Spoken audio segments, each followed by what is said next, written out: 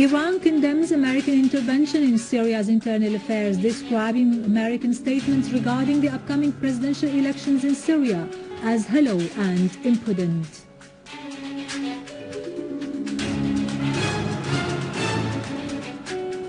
The Syrian Arab army takes control of Htaitet at Turkmen in Damascus suburbs, eliminating the last terrorist gatherings there.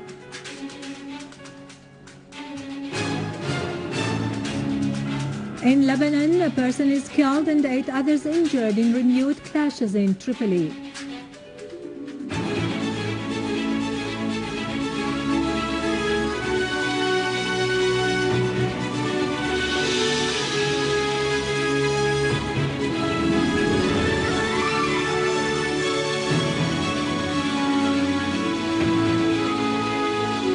Good afternoon, ladies and gentlemen. This is Irado Krikorian with the news in English.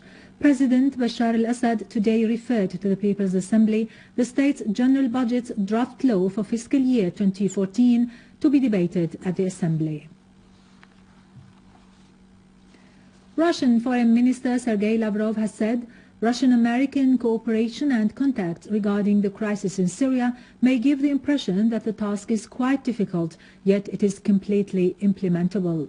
Addressing a celebration held on the occasion of the 70th anniversary of the Moscow Conference of the former Soviet Union, American and British foreign ministers, Lavrov said it was the USA that had suggested more than once to work in order to prevent directly and indirectly the organizations that are under the influence of both countries from carrying out any measures that may undermine the security of another state or work to change the political regime in such a state. He called on those who try to intervene in other countries not to ignore this. Iranian Shura Council's Speaker Ali Larijani has strongly condemned American intervention in Syria's internal affairs and American officials' statements regarding the upcoming presidential elections in Syria, describing them as hollow and impudent. In his word at the beginning of the Iranian Shura Council's session, Larijani said, Iran has often asserted its stand in rejection of a military solution to the crisis in Syria and the need for a national dialogue in the country. He added that Iran welcomed its participation in the Geneva II conference. Larijani said the USA and some regional states that took part in Geneva I should answer the question why they headed towards a military solution in Syria and the perpetration of massacres there. Larijani said certain sides wanted to overthrow the Syrian state of resistance that had faced up to the Zionist entity, even if this meant war, so they have been set on sending weapons and funds to the terrorists in Syria. However, they have failed after 2.5 years of igniting the conflict there and started to realize what kind of a dreadful swamp they had fallen into and what would become of the heavily armed terrorists there, so they have moved now to making statements about Geneva II.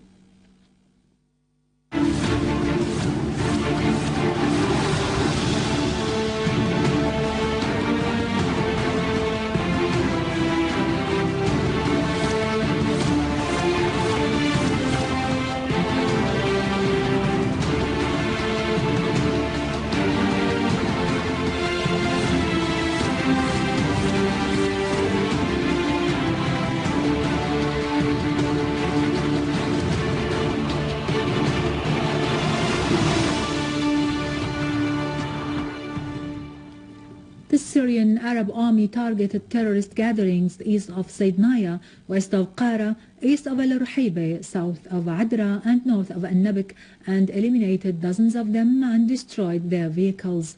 The Syrian Arab army assumed full control on Htaitet Turkmen and killed dozens of terrorists there.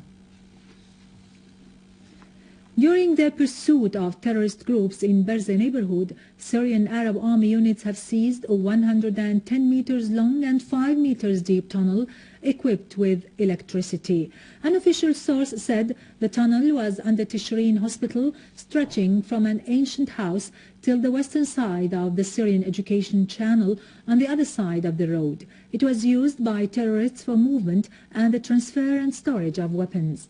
It is to be noted that another tunnel that was 300 meters long and 10 meters deep, also equipped with electricity, was found a few days ago on the Damascus-Homs highway, connecting Harasta with Al-Qaboon and Barzeh farms.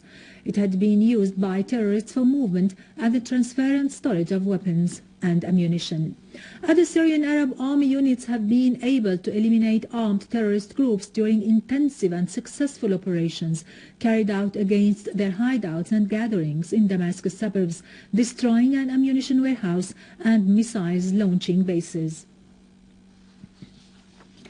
In Daraa countryside, Syrian Arab army units destroyed several tunnels used by the terrorists and killed dozens of gunmen during operations in several villages and areas.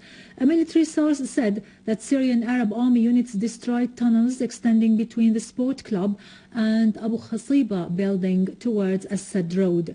The source added that a big number of terrorists was killed and wounded in different areas in Daraa.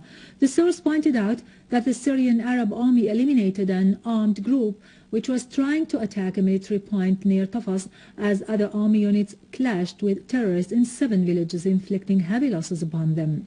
The Syrian Arab army destroyed cars loaded with weapons and ammunition, as 12 terrorists were killed and others wounded following the explosion of a car bomb at the entrance of Nimr village in Daraa western countryside.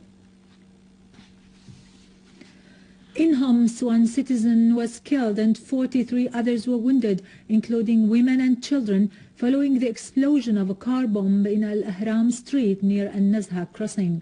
Meanwhile, the Syrian Arab army attacked a terrorist gang which broke into the towns of Sadad and Muhain, killing and wounding several of them. The army also foiled, in cooperation with local residents, an infiltration attempt into Arak village, killing and wounding scores of them, in addition to destroying their weapons and ammunition.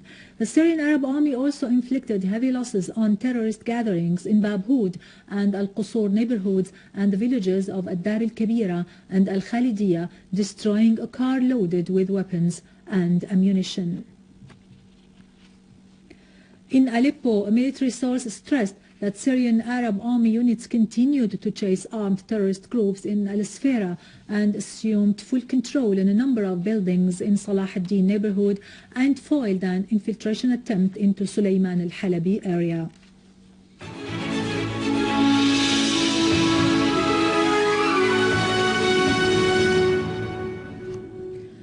Iraqi joint forces under the supervision of Iraqi Minister of Defense and his Chief of Staff coordinated attacks against Al-Qaeda headquarters in Aana and Al-Fallujah in Al-Anbar Governorate, in addition to Salah ad-Din Governorate and the eastern side of Ninawa Governorate.